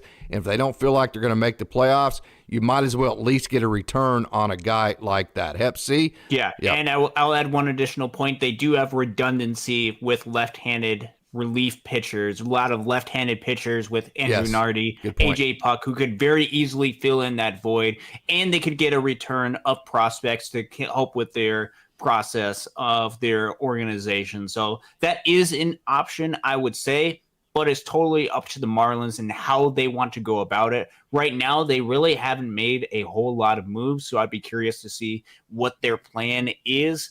But he is a very clear target, an option that the Dodgers could go after if the Marlins are willing to give up on him. Yeah, and we have a couple comments that we're going to get to here, and then we're going to get out of here. Larry says, Gavin Lux is so young. Give him a full year before even thinking of moving on. Totally agree with that. Rojas is good enough insurance. Insurance is a great way to put that. Hep C says, Bo Bichette only has this year and next year left. Keep Gavin Lux as shortstop and Miguel Rojas as the backup, says Tony. I agree with that. And they're having a conversation about Yordan Alvarez. And let me scroll back up here. So, hey, get some final thoughts here, Austin, before we get out of here. Yeah, I was a little bit late to the show tonight, but it is always fun to talk about Dodgers baseball. And soon we won't just be talking about off-season Dodgers baseball. We'll have stuff to actually be talking about because pitchers and catchers report 2 days from today. It's almost right now it's 10:44 on the East Coast here, which means that it's going to be almost a day away from when pitchers and catchers report, which means baseball is going to be back. And I couldn't be more excited about baseball being back. Dodgers have made a couple moves within the past couple of days. They did a little bit of reshuffling in the bullpen, but they brought back some familiarity. Ryan Brasier, then, of course, Clayton Kershaw. This offseason has just been unreal for the Dodgers. I couldn't be more excited to see how this is going to turn out. The Dodgers have put themselves in the best situation that they can to win in 2024. Now is the time to where they're going to have to start executing what they've been set up to do. And they've been set up really, really well. And it's been a lot of fun this offseason, but we want to see some wins. And now we get to see pitchers and catchers report. Soon the expectations are going to continue to mount. But with those expectations, that also means that you have a lot of talent. And boy, is there a ton of talent on this team. Super excited about Dodgers baseball. Super excited about Great Lakes Loons baseball coming back April 5th, less than 2 months away. A lot to be excited about right now. Hey, and we have one last question from Roy Sakeen. Thank you so much for joining. We need a lefty, Bruns, Robleski, Copper, and AA and Ferris A. Will we get a lefty in-house or trade for one? I think their lefty plan is Kershaw and Paxton. I really think that's their plan for the pen in the postseason. Yeah, that very well could be their plan right now, especially if they don't go out and get any other options. Obviously, Alex Vesia could show up and be a pitcher that he has been in the past, but do you want to rely on that? He's going to have to prove himself throughout the course of the season. He does have a minor league option, so the Dodgers have a little bit of flexibility with him. Right now, you're looking at two of the better left-handed pitchers that they have, the top two guys that should be healthy by the time the postseason comes around, James Paxton, Clayton Kershaw. Yep. That could change. They could bring in they could bring in a Tanner Scott. They could bring in somebody else. Somebody could perform. But right now, those are the two best left-handed pitchers on this roster. And again, you're already over 2 on your numbers when everybody else is healthy. So if you bring somebody else in, it has to be via trade. In my opinion, it has to be done in a way that you probably shed at least 2 guys who are currently on your 40-man. So, hey, want to thank everybody. We had a wonderful lobby, a great show tonight. Some great comments, as we always do. So thank you, everybody, for tuning in. Hope you tune in again Friday night. We'll have a full house Friday night. Me, Austin, the coach, and Mike will be joining. We'll have a whole nother big roundhouse of comments. It's going to be super fun Friday night. So again, join that at 6 o'clock Pacific.